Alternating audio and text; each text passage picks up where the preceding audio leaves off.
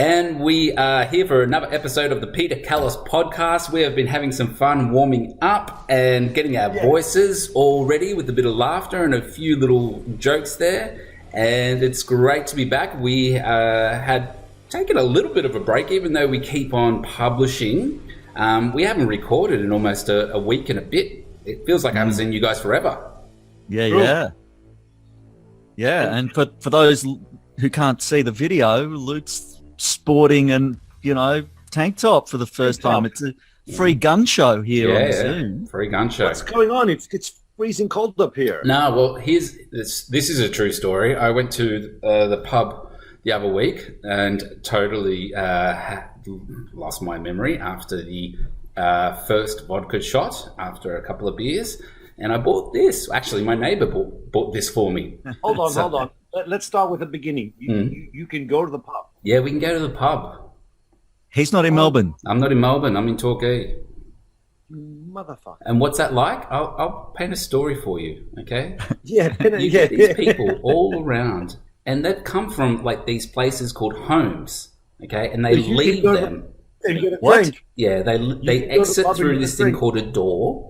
Okay. Yeah. Right. And then they get in this thing called a car, and the car's got wheels and engine, and you have to put petrol in. It's a whole, it's really complicated. It's in a whole another story. And then you go to this thing called a pub, and you sit down with other people who have come also from homes, and they have a drink. No, I've got notes on this film. That's too unrealistic. No one's going to buy that. No, exactly. I know. I'm sorry. I know. It's still in the works. Did anyone ask you for ID or anything? No, they know me there. Wow. Like I'm a regular. I live in between two pubs. I've got the Torquay pub, which I can see from my balcony there, and then I've got Blackman's, which is just down there. And this is there you go, free promotion, Blackman's Brewery in Torquay. So my lovely neighbour bought me this, and he also paid for dinner because I was too wasted. But that's a whole nother story. I wasn't nervous then, but we are actually talking about nerves today. And this is a great topic because I feel like I've got so many stories about being nervous and then supposed to be going to auditions, and I don't because I just have a huge panic attack and all those things. So I've got lots to share, but for right now, I'm going to handball it to you boys, and I'm going to let you talk for a little bit. So there you go. All right. Well, we're on nerves, so that's not an actor-teacher thing. So yeah, I'll kick off. I used to suffer badly from stage fright. As we've mentioned previously in the podcast, I started in amateur theatre, and I used to get so super, super nervous before going on stage. And the first ever real audition I did was NIDA, and I come from the country. I went to Sydney.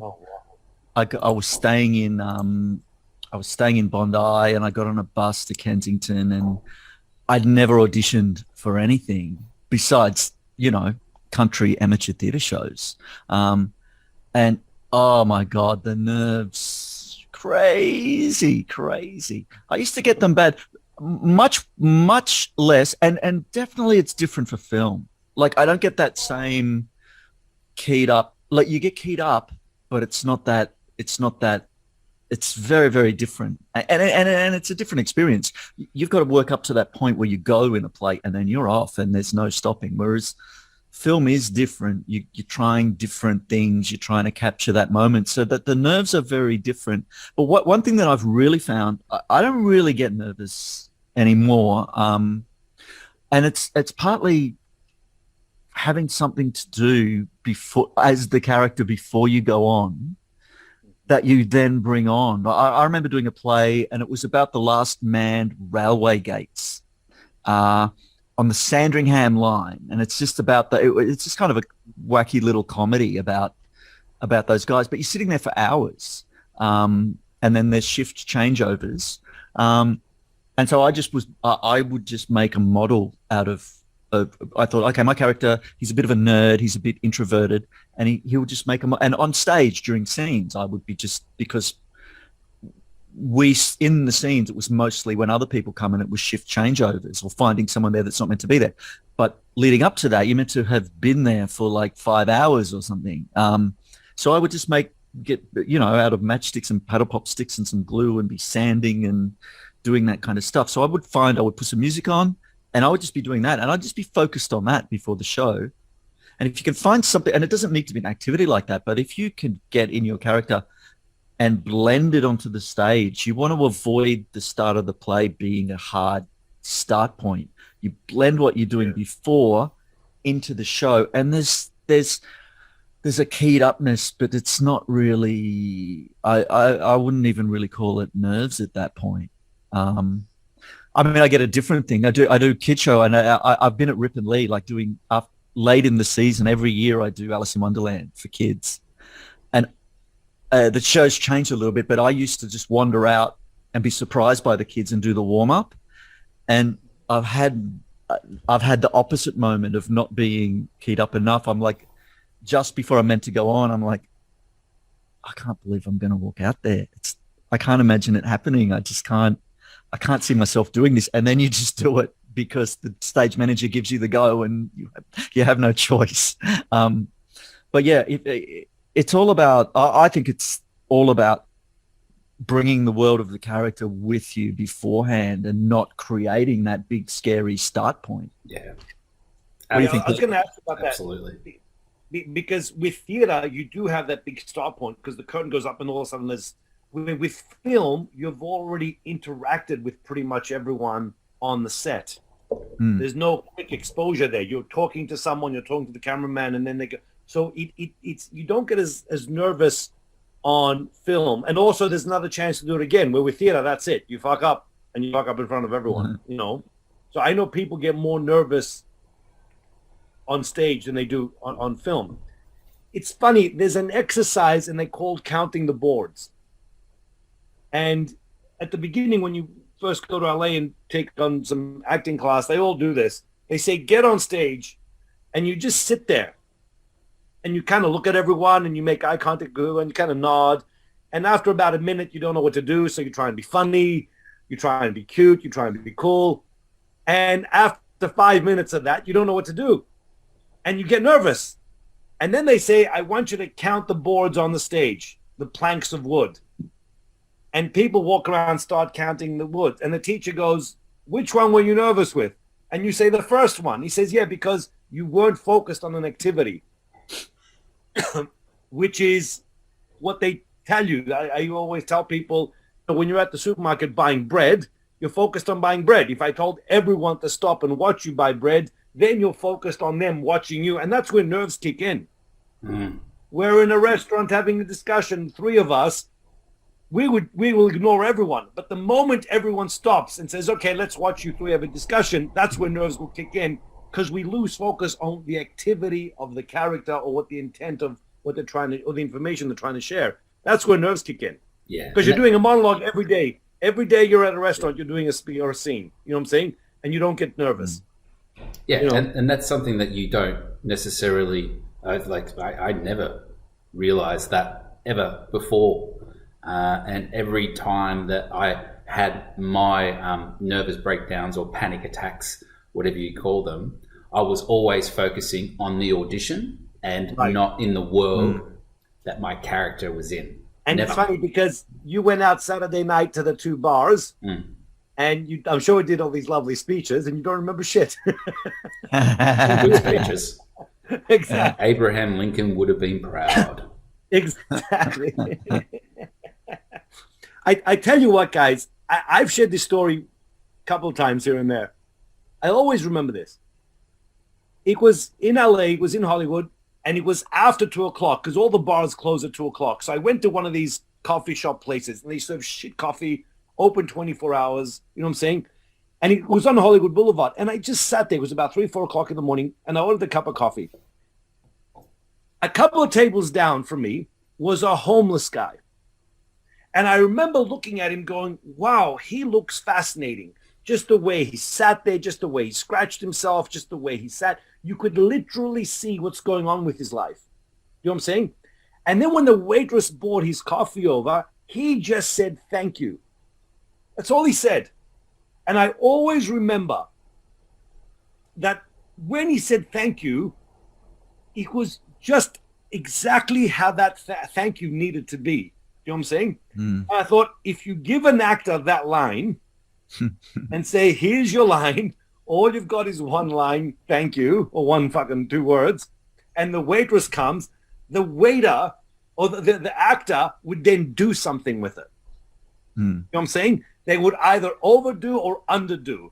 He wouldn't just land. And I thought that was the best acting lesson right there. He just did nothing. He didn't push. He didn't underplay. He just said, thank you. I thought, so fucking easy. You know what I'm saying? Yeah. We would have got nervous. Easy but hard. Yeah, we would have got nervous when she's bringing up the coffee. You know, should I act? Should I pick it up? Should I look to my left? Should I look to... And the other example, which I've shared many times before, it was they were shooting The Score, the film with De Niro and Brando. It was in Vancouver. It was in a bar. And there was an extra there. There was a guy who was an extra. And in between takes, I still remember this guy. This guy would take his drink and just look into the drink. I remember you telling this story so many times. He would just fade out and he would just look into his drink. Yeah. And then one day Bob came up to me and said, look at this guy. And I said, what do you mean? He said, just look at him. When they said action, he would then act.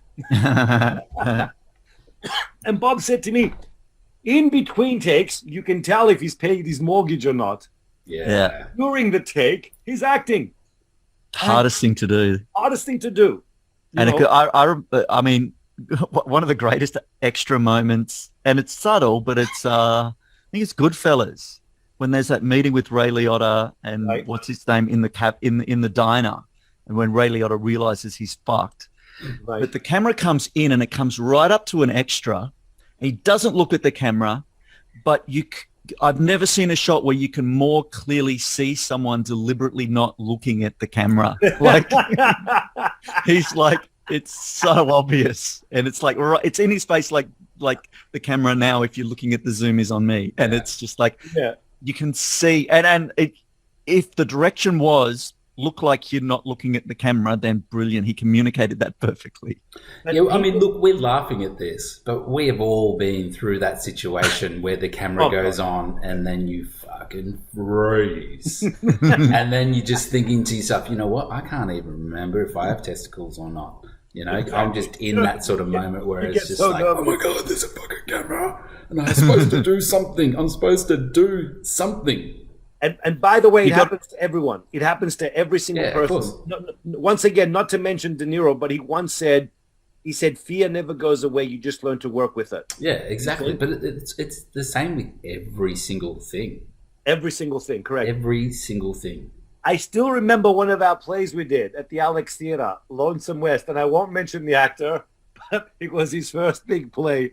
And it's a scene where he's meant to be at the edge of a lake, and he's contemplating his life, and the curtain goes up and you can see the top of his head, and I'm like, what the fuck is he doing? He said, I was so nervous I didn't want to look at the audience. He was just straight down for like at least half the speech. I'm like, oh, for fuck's sake, look up. You're meant to be looking out in the lake. You're meant to be looking, and he talks about the lake and how beautiful it is, and his head down, you can see the top of his head, and I'm like, oh, for fuck's sake. What happened? Because I got nervous. It happens to all of us, you know. But there's choices that you can. There's choices that you can make. I mean, there's something about with the nervous energy to be able to transform it into energy that you can use within the world. That you could adapt. Like if he was in that sort of state and he's supposed to be looking at this ocean and he starts his sort of speech, perhaps he's considering an ocean within his imagination, and I don't know the play or anything like that, but there's ways to transform the energy as well, I feel. Yeah, but I think he's 2 levels to it. If you're really in trouble, then you don't have a choice but to make that energy part of your work, part of the scene. Do you know what I'm saying? But I think before you get to that stressed out level, it helps.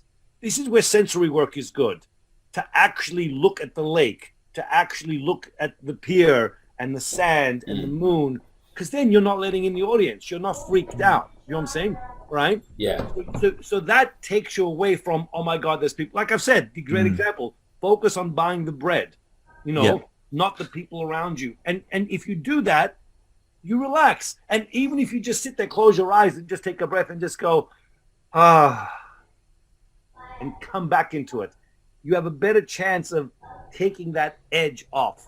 Because you can work off the nervous energy of fear, but we'll see it. We'll see that, and he may not be right for the scene. Then you're working off the nervous energy. And a lot of people get excited by that because they go, oh, that felt good.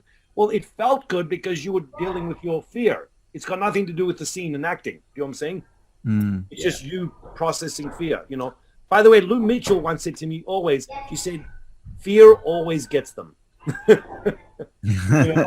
You do an audition and fear just kicks in the moment you go in, So there's no way of escaping it. So let's just draw that line there. There is no way of escaping the fear. It actually helps you. It can be transformed into energy. And you know what? Sometimes whenever fear sort of comes into my world now, I'm grateful for it. And I believe that, my kid is talking at the same time. Sorry about that. That's and I feel like I'm excited about it, and I think that has helped me as I've gotten older and sort of transformed into a world of audio and a world of making videos. That when I'm communicating with people, particularly when it's a sort of a new situation, even if I'm nervous about it, I still show that I'm excited. Correct. You still have to move forward. You got to deal with it. Like I said, you have to deal with it. I think fighting it and battling it is the worst thing. You know what I'm saying? I remember once, of all people, Billy Crystal was talking about. He said every time he does the Academy Awards, he loses so much weight because of nerves. This was back then in the 80s when he was the guy that used to do, the Academy Awards. And he said, I go through so many nerves because everyone's watching me. Robin Williams, you can hear footage of him talking.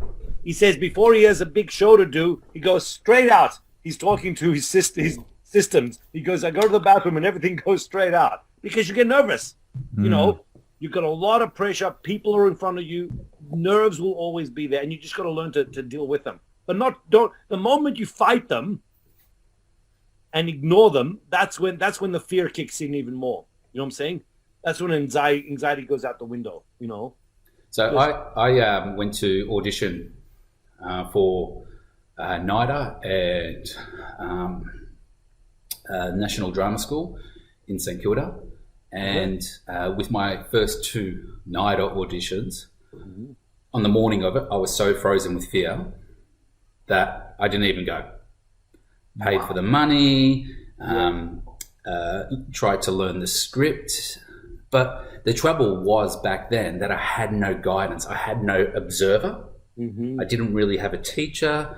I was doing this in Keilor Park, which meant that most of my friends that I grew up with were more interested in going to the pub than, theatre or anything like that. So I was really, really isolated. And what it came down to was that, one, I didn't really have any guidance. And two, I had no faith in myself. And three, all I was thinking was of the audition, not the character. The distractions that you were talking about, Dennis and Pete, they are golden gems to get you out of that moment. Music really used to work for me. I used to be able to listen to certain songs and then get in character to do Biff Loman and or even Zoo Story or even A Kiss of a Spider Woman, and I would have different songs that I would listen to and clothing particularly that would transform me in my mind and take me to a certain places, and that once you step on to the scene, you're not stepping onto the scene and then we're stepping onto the stage. You're already in that world, 20 minutes, 30 minutes, an hour ago. So you've already warmed up in a sense. Yeah. By the way, it's funny you said that. It's funny Dennis said the same thing before. there was a guy named Jeff Young. I remember he was Kazan's assistant, and he said when Kazan would work with Brando, everyone gets nervous. Brando used to get nervous. So apparently what Brando used to do is if we had a scene between the three of us, just before the camera's running, he would ad-lib the whole scene. And everyone thought he was just chit-chatting. But then he would keep going up until they said action. He wouldn't stop and change gears. He would just go straight into, as we're doing now, we're chit-chatting, and then he would start the dialogue. So he was already in it, which is what Dennis said. He was already in it before they said action. Because there's nothing worse than just sitting there, being cold, nothing going on, and you're just waiting, and then ta-da, and you perform. You know, that's where you get nervous, because now everyone's watching you. You know what I'm saying? Right? But every working actor I've ever met always gets nervous. And it's a matter of just learning. The skill is to focus on the activity, what you're doing, where you are, you know, and just to shut them all down. And by the way, if it's a specific person, let's assume it's a film set, you can tell them to, you know, get out of your range. You know what I'm saying? If there's anyone you don't want on the set, you know. If anyone's in the room that doesn't need to be in the room, please leave. Yeah, please leave. Correct. And you have the right to do that. Otherwise, it feeds on you. You know what I'm saying? It does your freaking head in, you know. But you need to be aware of that. But it is, I remember seeing it in auditions a lot when I was working with Gail, for instance. People would come in and you could tell they had something. And you just go, just relax. Just relax and just do nothing. And you could see nervous. Have you guys heard that famous story? Talk about famous and freaking nervous of Elvis. No. Okay. Elvis had one stage in his career, right? And then he went into the army. And then he came back. And by the time he came back, he was a bit older. The Beatles had taken over, Rolling Stones, and he thought, who wants to see this old fart Elvis? By old, he was in his 30s, you know? Yeah. And what happened is, it's in Vegas, and he's wearing a black leather outfit, black pants, black top. And he reaches out for the microphone. And you hear him talking after this. In many documentaries, you can find this. As he's reaching out for the microphone, his hand is shaking like shit. And he said, until I sung that first note, I was shit scared. But once I got into the song, it was all over. All fear left me. And I thought, my God, even him, who at that stage had a massive career, got nervous. And you can Google this.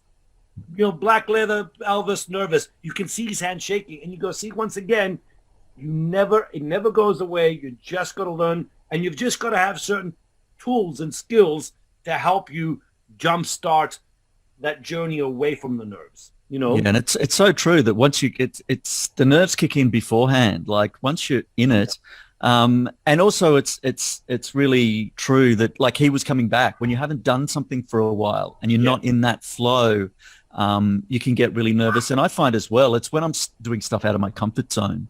I don't know that I would really get nervous before theatre now, but singing, because I can hold a tune. I'm not a musical theatre performer. So singing is so much more nerve-wracking as well. And dance. If I did years ago, I did a dance performance for quite a big show.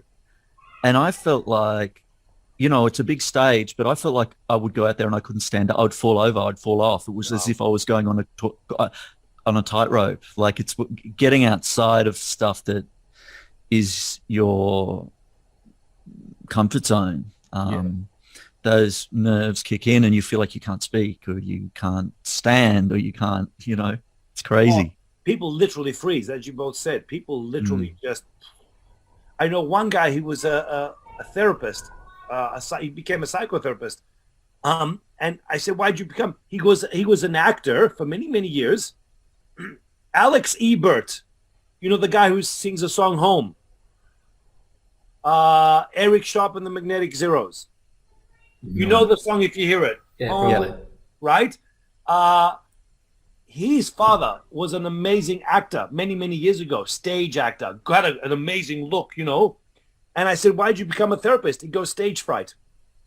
I got 2 years of stage fright, he says, and I couldn't shake it. And then he went into research as to why we get stage fright. And he became a psychologist. And I thought, wow, what a journey, you know? But that's the thing. We all get very, very nervous and fearful. But like Dennis said, once the journey begins, then we get more comfortable because now we're focused on the word. And now the other person talks. And now the banter's going. You know what I'm saying? And then your attention is away from the audience, you know? So if anyone's got like an audition coming up, okay, and they've got, I don't know, they've had stage fright before in the past. Okay, let me tell you a story first, and then you guys tell me what I should have done in this sort of moment. I kind of felt like once the moment was gone, it was gone. But so I had an audition for casting agent Greg Apps. And this was for a TV show that was going to be filmed in Queensland, and it was for a lead role. And the actor who got it was, I can't remember his name, Ferraris or something like that. I know him, yeah. Yeah, he was in Underbelly. Yes. For us. Yeah, for us. Yeah. So you had to do this scene and you had to make things sort of real. We were in this sort of swamp and it was a bit gangstery in a way. Anyway, I worked on it for like 3 days and I was trying to sort of get myself into the space. But I will say, every time I talk to Greg Apps, he always makes me nervous for some reason. He just does. I don't know, it's his energy, or I just feel like he's judging straight away just to try and find things. So that was a disadvantage for me. But you know, besides that, he's very, very humble, and he is in the business for the love of it, and he really gives a lot to actors. And when I went in there to do the audition, I froze. I totally froze, and I forgot all the fucking lines. Greg was really nice, and he said, look, take a walk around the block and then, you know, try and come back. Nice. But it was already gone. And I tried to come back and I just couldn't do it. But he was really, really helpful, and he was like, you know, what do you see, you know, and point everything out and point the eye lines and all this other stuff. But in that moment, it was, I got the opportunity to audition for a lead role in a TV series. It was the first time and it was the last time that I auditioned for a lead role in a TV show. Wow. Exactly. What would you guys have said to someone in that sort of situation who had that opportunity back then, and to sort of not solve, but try and assist in making the next time better, even though there wasn't a next time? It's tough, isn't it? It's tough. Like, Greg did everything right. He did everything right. He gave me a chance. He sent me out of the room, but the only thing that I was thinking is lead role, lead role, lead role, lead role, lead role, lead role, lead role, lead role. That's all I was thinking in my head. I think all you can do is like, it's almost, having fucked up the first time is almost a gift, because if you can walk around the block and go, okay, I was thinking lead role, I was thinking I've got all this stuff coming from ego, I've fucked up, so now I can throw all that shit away and just work. Yeah. You know, I probably haven't got it because I fucked up. And also, the truth is, you're up against Faraz Denari, who has a TV profile. You weren't going to get it anyway. Yeah. No matter how good you were, his name. The worst thing to do is, here's what we do as actors: we get the audition, and we've already spent the money. If I get this role, it's the lead role. I'm going to be really big, and then it's going to launch my career, and then I'm going to start this, and then I'm going to move on. And I'm like, yeah, talk about putting pressure on yourself. Yeah. You know what I'm saying? And I tell people, I know people that they've literally already spent the money, and I go, are you fucking high? It's nothing. It's not the lead role. It's just a scene you're doing for absolutely no one. Take all that pressure off because they put pressure, and it's going to change my career, and then my agent won't like me, and if I get it, it's going whoa, back up, you know. And you got to remember that the first, if you fuck up the first time, it's not like a theater audition where you're in front of all the creatives, and it's like Greg Apps wants you to succeed. He wouldn't have called you in if he doesn't want you to succeed. He does. He wants you to succeed. He's not going to send through the first one. So you use it as a gift and go, okay, it's a chance to be humble. I'm not top shit. I fucked up, and now I just sit in this, and you've got to kind of let go of trying to be perfect. You've got this idea in your head of what you want to deliver, and you've got to go, I just got to let shit go, and I've got to deliver what I've got here. Yeah. And if it's shit, I might be insecure and thinking what I've got to deliver here is shit. Well, what you've got to deliver is what you got to deliver. So just fucking relax and deliver it. Exactly. And you can't just wing it. You know what I'm saying? I tell people if you just go with the flow, usually the nerves kick in again. If you actually do things like focus on the place, focus on the person you're talking to, focus on, hey, you know, I forgot to tell you should do this, blah, blah, blah, rather than the audience, rather than what someone's going to think about it, those things will keep in if you just kind of go with it. Because going with it lasts for about 2 seconds and you go, fuck, I don't know where to go now. And then it kicks in. But if you go, no, I'm here, the three of us, we're here to talk about, you know, Saturday night. Hey, let's talk about Saturday night. And we're in the bar. Where's the waitress? Then I'm focused on those things. And they kind of keep the tide from seeping through. You know what I'm saying? And you can use this stuff like there's in what's it called, The Graduate with Dustin Hoffman. Exactly banging his head against the wall, and that's totally him. He couldn't stop laughing, and he's like in this scene with who is it, Anne Bancroft, and it's like I've got this big chance, and I'm in this big scene, and I'm fucking this up, and him doing that. What made it into the film is him going, I am fucking this film up, and exactly. That's what he's using. And he went in, and he did a great job because he was in character when he freaked out. You know, completely in character. Yeah, but I mean, he's just using him as Dustin Hoffman, exactly, yeah, feeling like he's fucking this scene up in a major film, and that's what's firing it. Yeah, and he's letting it all out, isn't he? He's not but holding it in. About it, he didn't stop. He didn't come out of character. He didn't. He just used it. But the skill was to use it within the confines of the scene and the character. You know what I'm saying? He didn't. He just used it in that respect, which was a skilled artist. You know, right? Fucking brilliant. Yeah. You can't let nerves shut you down, which a lot of people do. We just beat ourselves up. We talk ourselves out of it. It's a beating ourselves up that I think that I was, you know, I used to do all the time. I used to do it dramatically because I used to put all my hopes and dreams into one singular moment because I thought that it's all about changing my life and coming from a place and going to a different place. But if you're thinking with that mentality, which I used to do, you're not going to get it anywhere. I mean, the reality is you're not necessarily in it for the work. You're in it because it's, I don't know, because you're trying to run away from something. At least I think that's what I was trying to do. And also, you can talk yourself out of 1,000 things. I'm no good. I can't do it. I don't remember my lines. Yeah, you can do that all day long, and it won't get you anywhere. You know, that's why I tell people, focus on what works. Right now, if, you know, we're meant to be in a bar and I can smell the beer, focus on that moment. Just focus on that to keep you in that zone. Otherwise, if you focus on what doesn't work and what doesn't feed you, and if you're not right for the role, and Greg Apps is watching or whoever's watching, there you go.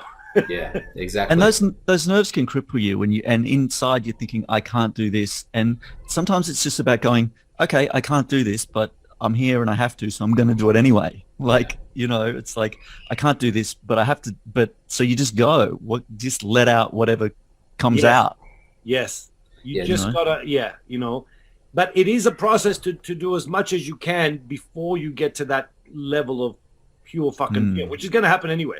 You know, you don't want to go straight into it unprepared. You need things to take you out of it. You know what I'm saying? Yeah, right? I will say in preparation for the audition, I think they gave us like 3 or 4 days, and I had work on a few of those days, and I knew that I didn't have. There was a lot of lines, and fuck, I was still horrible at learning lines. So I was just trying to remember the lines. So I had that focus, like with blinkers on, of just learning the lines, and everything else went to shit. And all my training and everything else just fucking disappeared because all I was trying to do was fucking just remember these lines. It's the exact, it's funny. As you know, I always tell people, show me a monologue when you come to class. And people get so shit scared. And I ask them this question. Did you do this at home? Yes. How was it different? Oh, at home it was amazing. Why? Because we weren't there. And I say, well, show me what you did at home. And then they show me and I go, where was that 2 minutes ago? Well, I didn't think you'd like it. No, to fucking do it. We're all brilliant at home. It's the same thing as I've done some like mock interviewing with high school students to practice for job interviews. And even with that, you do the job interview, and then when they'd normally leave, you have a feedback section. And I always say to them in the feedback, it's like, well, what we're doing now, this is what you want in the interview. They were very nervous, and then suddenly they relax and they're just chatting with you afterwards, and you're like, just do this. I've always been. He's two interesting stories that have nothing to do with acting, but I always tie it to acting. When we were at Strasbourg, the very early days, they gave us an article to read, and I'm paraphrasing, but here's what the article said: I always get nervous when I turn up to a job. I don't know what's going to happen. I'm really nervous. And then I take a breath, and very slowly, I meticulously go onto what I've been trained. And we all thought, oh my God, that's acting. And it was actually a fireman saying, when I turn up to, the burning house, I get nervous, I get scared, I get fearful. And then the moment he touched the hose, his instinct and his training kicks in, and then he can battle the fire. And we thought, oh my God, we're such assholes for forgetting there's a whole new world out there. Yeah, well, it's exactly the same as military training. Like things are drilled into them because when they're in the heat of battle, their training will kick in. There is one of the world's best spies. His name is Garbo. And this guy here, I think, I think what happened is, I think he was Spanish, and he went to the German embassy and said, I've got some information for you. And they said, we're not interested. And then he went to the English embassy and he said, I got information from the German embassy. And he ended up being a spy for Germany, right? Yeah. For England, sorry. Yeah. But he was that close that when D-Day happened, Hitler was waiting to hear from him. Wow. Now, this guy did a whole thing. I think it was in Argentina, and he's sending out letters and stuff. But when he would meet with these Nazi people in their big offices in Europe, he had to sustain a character, an accent, remember all his bullshit. And someone asked him, because he survived all this. Someone asked him, didn't you ever get nervous? And he said, I was always nervous. He said, but I knew if they saw that I was nervous, it was over. So they said, what did you focus on? You know what he said? He literally substituted everyone for friends of his. So when he's talking to some big Nazi guy, he's saying, I'm talking to Dennis, I'm talking to Luke. And that's all he did. He goes, I just imagine I'm talking to my friends from high school.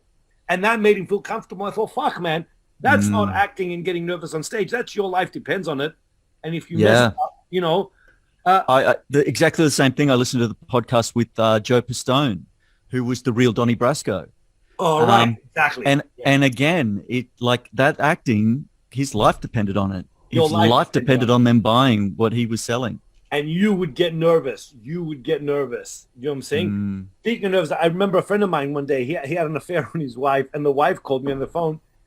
And I said to her, how did you know? And she said, it's the way he said, I love you at the airport. And I went, oh my God. He was nervous. He's been saying I love you for 15 years. But that day, And I called him back. I said, it's away. He goes, fuck, I knew it. He said, I knew it the moment the words came out of my mouth. Yeah. When you know, you know. Hey, so, Pete, what do you think about in Australia how we do auditions and they won't let you have the script in your hand? I hate that. I think it's I think it's so silly. I think it's so silly. I'll tell you why. I think it's silly. First of all, if you're in LA, you get a shitload more auditions, right? And they also know that you just got the script. Literally, even if you got it a few days ago, it forces me to just learn the lines, and that's all you're going to get, me memorizing lines. Where if you say, hey, the lines are important, but just for the audition, especially the very, very first one, we don't care about the lines. I don't want you to improvise a 3-page monologue. I want you to talk around, like as close to the lines as you can get, but don't focus on getting the lines right. So if I say the line, I as a reader, saying, where were you yesterday? And the character says, well, I went out for a drink with a couple of buddies. I bought this shirt. That's what the line said. You could go, oh, yeah, I bought the shirt. And then, yeah, I was at the bar. That's right. You know what I'm saying? As long as I get the information out of you. That's what they're looking for, especially the first one. Why memorize the freaking line? You know what I'm saying? Mm-hmm. And we've seen tons of footage of, let's call them famous actors auditioning, and they've all got the script in hand. I think it's, all of them. And in LA, guess what they also do? They write them in big writing, massively. I'm sure it's done digitally now. In the old days, they used to have a whiteboard and the whole script was in front of you. Where here, they force you to memorize the line. I kind of feel like in most of the circumstances, particularly when you are going for,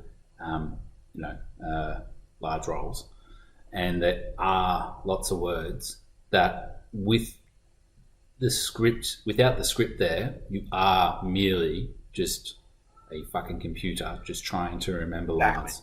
And it's very, very difficult. And that's where the craft of being comfortable comes in, but you can only really feel that being comfortable in that sort of, I don't know, some people can go to a moment without ever having experienced it and knock it out of the fucking park. Right. Some people need a lather, and I'm definitely one of those people that needs a bit of a lather. This isn't the first podcast that I've ever done. I've been talking on fucking podcasts for years, but if you listen to the first one that I ever recorded, I was like really, really excited and trying to just talk as fast as I can, and then editing out words and things like that. But now, years later, haven't been able to do them over and over again. I'm a lot more comfortable. I kind of feel that when you are acting, that when you go for auditions for big stuff or biggish stuff, that you need a few of those to really feel comfortable. Like I was always comfortable. I got to a point where I was always comfortable going for auditions for commercials, and I could probably do it hungover these days. Uh-huh. Okay, true. Because I went for so many. But I didn't go for many TV spots. Right. When it came to a TV spot, when it came to a film spot, then I got nervous. When it came to a TVC, a commercial, I felt like I was a fucking TV commercial actor. But that's all up there. It's all up there. It's all in your mind. Test something. I tell people to test this at home. I dare people to write something on a piece of paper that may or may not be true.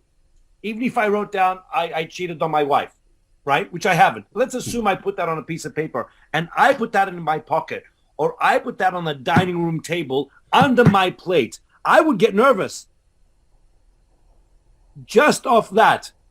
I said to someone one day, walk to a bank with a fucking carrot in your pocket and imagine it's a gun. I want you to find out exactly when the appropriate time is to pull that gun out and go up to the bank teller and say, this is a bank robbery.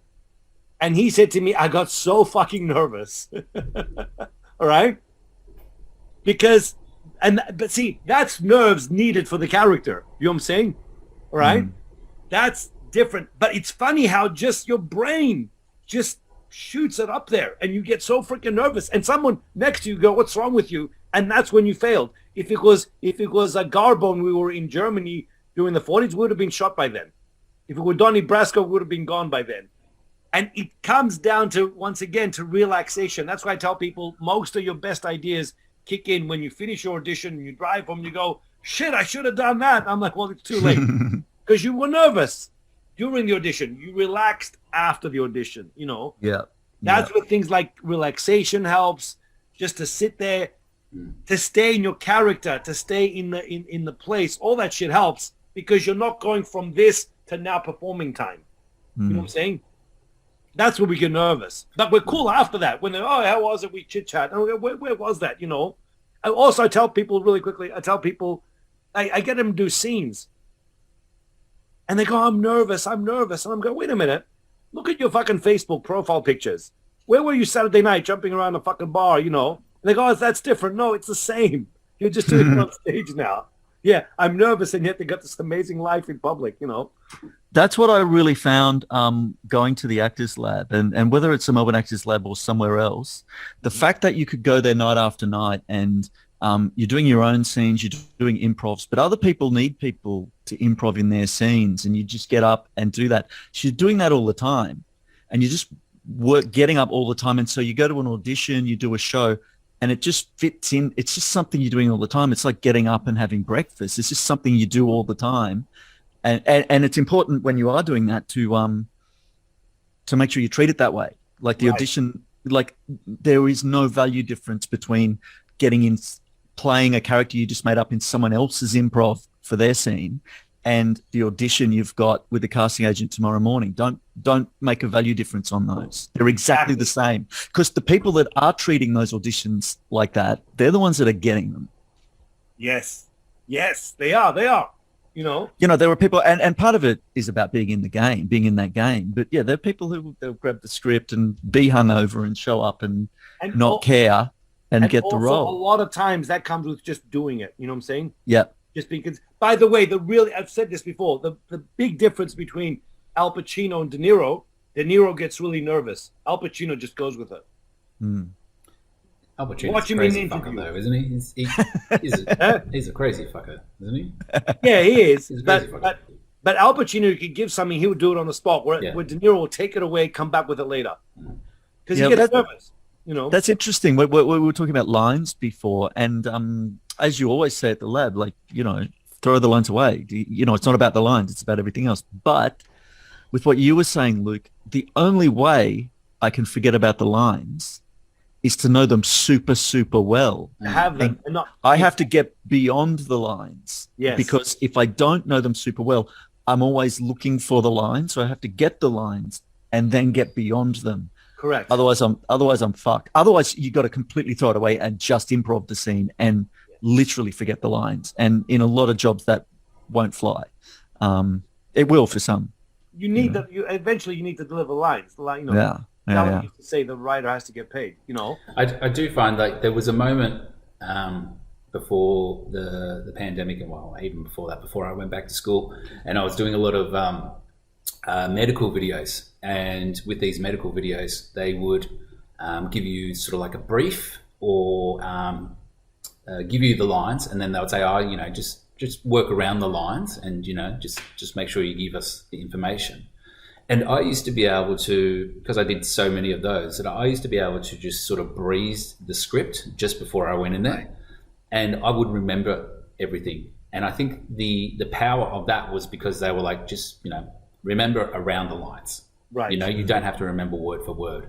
Right. And to have that sort of loose capability, I had my moments where I definitely forgot what to say or didn't know how to respond, or you just had those authentic gaps, because most of the characters that I played were seeing a doctor about a personal experience. And when you're at a doctor, you're not just there and you're waiting for the questions most of the time. You tell them your story and then you're waiting for the questions, and then you're thinking and things like that.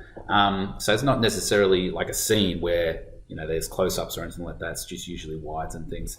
But because they gave the permission to just around the lines is good enough, I used to just remember everything really, really, really easy. As soon as I walked out the door, forgotten all over again. Right. But that's pretty powerful.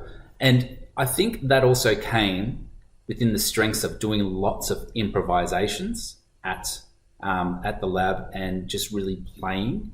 Because when you're in that capacity to play, I remember the first time that I had to try and build a scene with someone was with Vanessa Maltson. And we had to pretend that we were going out on a date and everything. And I remember sitting on the Canon at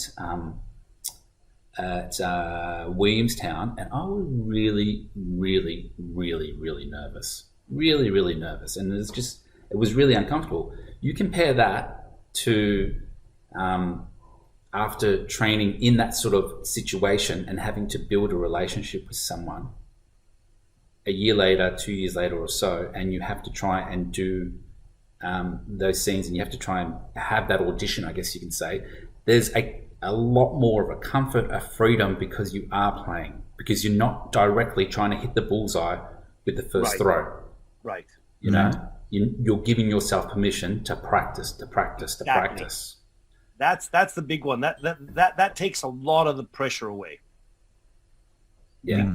To just try it with everything, see where it lands. You're not trying to hit a fucking bullseye every time. You know what I'm saying? Right? Yeah, and I think that's what we try and do when we go into auditions or when you're performing on stage. You're always just trying to hit that bullseye, but that bullseye doesn't really exist, does it? Nah. And that bullseye will make you more nervous, and you won't get the bullseye. You know. By the way, I always you'll get the bullshit. You'll get the bullshit. A friend of this guy, the actor Harry Governick was his name. He's a lovely actor back at the studio in LA, and he said, "This is what nerves are like. It's okay to undress when you're alone. You're pretty comfortable undressing in front of your lover. You're pretty comfortable undressing in front of your doctor. But to undress in front of your doctor and your lover, that's nerve-wracking."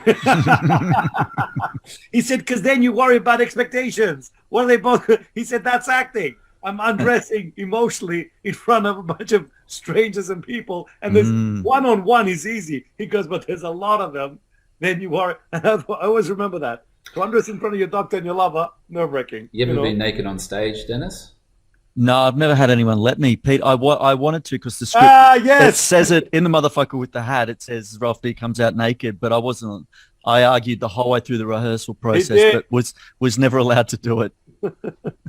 Why didn't you let him do it? I actually didn't give a shit, but I thought, oh God. Guess who was nervous on stage for a long time? Catherine Inez. Oh, really? And we worked on it, and I remember saying to her, because you're nervous, practically, she's a beautiful woman, you know. And I just said, just imagine you're looking in the mirror. You just came out of the shower and you just look in the mirror. She goes, that helped, you know, because she's naked. I think she was playing Lady Chatterley's lover, you know what I'm saying? And there's a whole fucking audience in front of you, you know. Actually, I saw that play. I was sitting 10 feet from her. Yeah, and Jamison, you mentioned Jamison. I remember saying to her, he was naked. What's that? Oh, Jamison. Yeah, he was naked in that. Yeah, I just remember saying to her, just imagine looking in the mirror. You just came out of the freaking shower, you know. Yeah. You got to do something to keep the nerves will always be there, but you got to have an army of skills under your belt to help disengage the nerves, because it will fucking take over. To help them during that process, the entire sort of cast and the director, Glenn Elston, I think they had a session where they all got naked. Nice. Just because there's 3 actors who get naked in the show. Right. Like everyone, including the director, got naked for a session. I know I heard that. I think that's true. Yeah. I don't know if it helped, but still. I totally forgot what I was going to say. I absolutely forgot what I was going to say. Just keep thinking about Glenn Elston naked. Naked. I've never been naked on a stage, but I do remember being in a short film, and did all right. And I had a shower scene, and I was just film the whole thing from top to bottom, you know, from my feet down, or start shooting my feet and then go up. And I begged the director to do it, and he wouldn't film it. He just wouldn't film it at all. Yeah, he was just like, nah, we can't. And I was just like, we were putting it in festivals. And I said, it's fine. He goes, oh, we don't need it. I said, well, okay, fair enough. If you don't feel like we need it, but I was all ready for it. I was like, come on, let's do this. I also think beyond nakedness, I think intimacy is really hard to do on stage. Yeah, I don't know. I don't know about you, Dennis, but I've made with a few guys and a few girls for theatre shows. I just kind of see it as water off a duck's back. I feel like that's that's probably my superpower, that I can be intimate with someone, because after I did that scene of Kiss of a Spider Woman, right? I remember that with Matt. Okay, that was really hard because I've kissed guys before for theatre, but that was intimate. After I've done that, and after the relationship that I built with Matt throughout that whole time and hanging out and everything, right? It was more impressive for everyone else watching than it was for me. And it was more a surprise, or more of a not a shock, but more of a, I don't know, a staring sort of moment for everyone else. Personally, for me, because I had built that relationship with Matt for all those years, it felt like I'm just kissing my lover. Yeah. But the focus, but in that moment, you weren't focused on anyone else. No, I was just focused on Matt. Yeah, nerves gone. Yeah, good. I have done a student film where I had to kiss a guy, which was fine. And we shot this film around the surf coast, and we all stayed down at Aries Inlet. So we were all there for the whole time. But the guy playing, it was awkward because the guy playing my lover he wasn't an actor. He was one. I found out this later, that he was one of the crew in that film course who had volunteered. Oh, right. And we got to that day, and he went like tongue down my throat, and it was like he went overboard, and I'm like, it's about trust. Like, you built that relationship with Matt, and you had that level of trust, and that it was about the work. And I was in this situation where I thought there is something else going on here. Even if you go in like that, that is, you're crossing a line. You're trying to build trust, and you're trying to build relationships just like a normal relationship. Trust is a big one with that, and we try and be very protective, especially of the women. You see guys grow up and you go, wait a minute, you can't cross that line. Exactly. There's and you know what? It comes down to what's in the story, but most of all, it comes down to building a relationship. Just like anything that you have to do. And you know what? Sorry, Dennis, you go, mate. And having trust and boundaries, and having the conversation about knowing what they're comfortable with and what they're not, and what you're comfortable with and what you're not. Knowing where the boundaries are and making it about the work. This is the guy that met his wife while they did Jimmy Shine. I remember doing Jimmy Shine with Yoli, and she turned up super hot. She knew all her lines. She had everything down. She was on time, and I'm like, that's not how we rehearse. You're playing a lawyer. Come over here. Because, I remember going, I only want to work with professionals. I'm like, fuck them. Come over here. But you're right. The point is, you gotta have a real big trust factor, and otherwise nerves will kick in. We don't get that nervous moment, and we feel awkward as an audience also, by the way. We see that the actor's not comfortable, whether it's an intimate scene, a kissing scene, a naked scene, a bar scene, we see that the actor's not comfortable, and then we feel uncomfortable watching it, But it's interesting. It's all about context. What is going to make you nervous or uncomfortable? It's like when we were developing Nathan Loves Ricky Martin, the TV show, which didn't end up going, but I got the script for the pilot and the Bible for the series of that, and there was a scene where, because I'm playing a disabled guy, Nathan's naked and on a harness, getting taken out of the bath. But talking with the creatives, that wasn't what made me nervous about the show. There are scenes where Nathan has dreams where he's able-bodied, and that was the most threatening thing that I read in that script. It's all about context. Quick question. When you did that role, did you ever notice if someone in a wheelchair would look at you and go, what the fuck? No, I can't remember being in that position. I remember being in that position when I had to do a character that was in a wheelchair, I remember exactly that. Like, would they believe me that I am, that I need this to move around? By the way, speaking along the lines of that, I remember listening to Robert Downey Jr., who was playing Charlie Chaplin. And he said he was so nervous that everyone would go, "Oh, give me a fucking break. It's, you're this lightweight actor trying to do." And he said they did a screening of it, and Charlie Chaplin's widow came. And he said that moment, the only person I gave a shit about was her. And she came up to him and gave him a hug and said, "My Charlie, my Charlie, my Charlie." And he went, "Thank God for that." You know what I'm saying? Because imagine that pressure. You know what I'm saying? You're doing fucking Charlie Chaplin. Everyone's like, "Oh, please."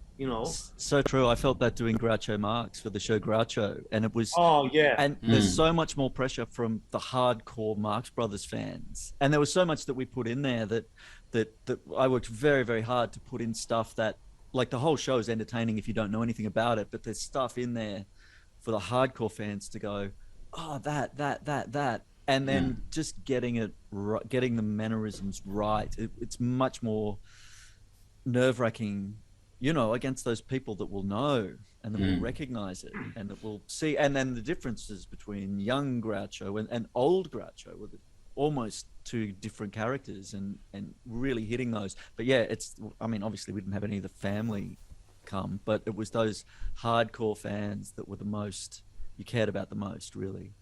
Yeah, and as an actor, that is the hardest role to take on, a character that everyone knows and knows real well. Yeah. I remember when you gave me the challenge to do Jerry Lewis. I found it really difficult because Jerry sort of moved in a certain way and he danced in a certain way, and my hips just would not allow me to move that way. Like, they just wouldn't. And I felt really disenchanted, just disheartened from trying to develop that character because I just couldn't move like him, And there's certain aspects of a character, from everything from movement to voice to everything else, that we are going to be observing and judging. It's like now, what's that actor's name who's doing Robin Williams? Yeah, I saw that guy in the news. I've seen that clip. Yeah, I've seen that clip. You guys talk, I'll look it up. We all know the clip, but how much pressure is that guy under? You know what I'm saying? Getting. I don't know anything about it, but he's a producer on it, so I'm assuming part of the reason that clip is up, and there's obviously, I assume there's a push to get a film made, is because he does Robin Williams. Jamie Costa. Yes, yeah, correct. but he does it. So what's brilliant is he's not doing an impersonation, and the scene is really well written. It's they've hit him being very light, and then hearing about the death of John Belushi. So there's emotion, a lot of great beats to hit within there, and I like what you said, Dennis. He's not doing a stereotype. He's actually playing. You forget that's not Rob. Forget that's not Robin Williams. Yeah, you do. Not because of just the manner. I mean, he's got every tiny mannerism perfect, but because you feel it. Yeah. So nerves, folks, they'll always be there. Deal with them. They will always be there. They definitely will always be there. Well, I think that we are about to wrap this up. That was a good one. You know what? If you are an actor and perhaps that you've got an audition, or maybe you've been in this sort of situation, listen to this podcast and try and apply these methods. If you need to get in touch with Peter, you can via his Facebook page at the Melbourne Actors Lab, or you can hit him up on Twitter. Just put into Twitter Peter Kalos, and then you will be able to find Peter and send us a tweet. Dennis is looking after those. I'm managing the Twitter, but any messages you send or tweets we get will obviously be passed on to Peter. Yeah, of course. So good luck if you do have an audition coming up, and we're sending you good vibes. and just focus on the story, focus on the world. Don't focus on the put the lines, don't pressure on focus on the yourself. Exactly. casting agent, don't focus on the camera, don't focus on the fight that you're having with your girlfriend because you left your clothes out on the floor. Again, don't worry about any of that. You focus on the world that you're creating. And we're sending you a lot of love. This has been Luke, Peter, and Dennis for the Peter Kalos podcast. And we'll hit you on the next one. Take care, everyone. Take care. See you guys.